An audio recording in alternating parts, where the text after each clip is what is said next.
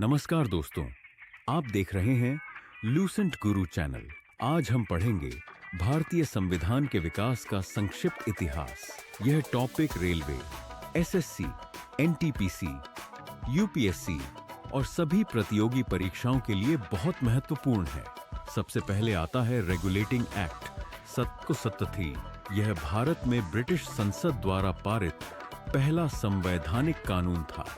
इसके तहत बंगाल के गवर्नर को गवर्नर जनरल बनाया गया।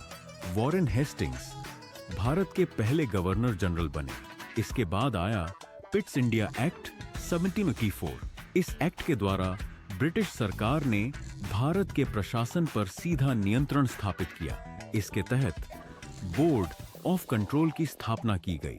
फिर आता है चार्टर एक्ट 1813। इस एक्ट के द्वारा ईस्ट इंडिया कंपनी का व्यापारिक एकाधिकार समाप्त कर दिया गया। इसके बाद भारत में अन्य अंग्रेजी व्यापारियों को व्यापार करने की अनुमति दी गई। इसके बाद चार्टर एक्ट 1833 आया। इसके द्वारा भारत के गवर्नर जनरल का पद स्थापित किया गया। लॉर्ड विलियम बेंटिक भारत के पहले गवर्नर जनरल बने। इसके बाद चार्टर एक्ट 1893 आया। इसके द्वारा सिविल सेवा परीक्षा की शुरुआत की गई। अब प्रशासनिक पदों के लिए प्रतियोगी परीक्षा होने लगी। फिर आया भारत सरकार अधिनियम 1858। इस अधिनियम के द्वारा भारत का शासन ईस्ट इंडिया कंपनी से ब्रिटिश क्राउन को सौंप दिया गया। अब भारत का प्रशासन सीधे ब्रिटेन की रानी के अधीन हो गया। इसके बाद भारतीय परिषद अधिनियम 1861 आया। इस अधिनियम के द्वारा विधायी परिषद में भारतीयों को शामिल करने की व्यवस्था की गई। फिर भारतीय परिषद अधिनियम 1842 आया। इसके द्वारा विधायी परिषद के सदस्यों की संख्या बढ़ा दी गई। इसके बाद मॉर्ले मिंटो सुधार 1909 आया।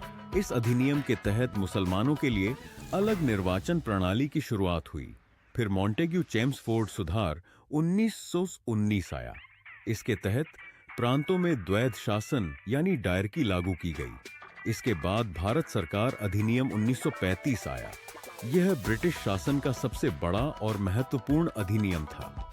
इसी अधिनियम के आधार पर बाद में भारत का संविधान बनाया गया। अंत में भारतीय स्वतंत्रता अधिनियम 1947 आया। इसके तहत भारत और पाकिस्तान दो स्वतंत्र देश बने। इसके बाद संविधान सभा ने भारत का संविधान तैयार किया।